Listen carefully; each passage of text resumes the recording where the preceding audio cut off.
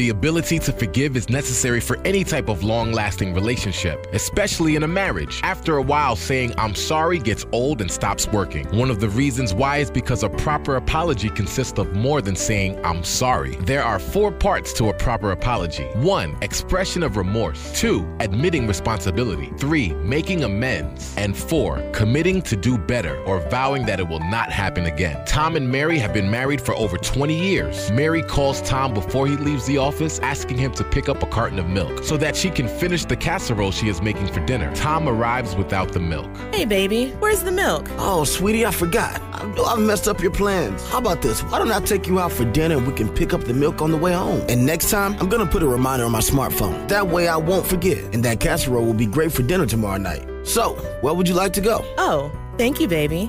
I love you so much. Brought to you by the Roman Catholic Diocese of Charleston. Visit sccatholic.org/ministry moment.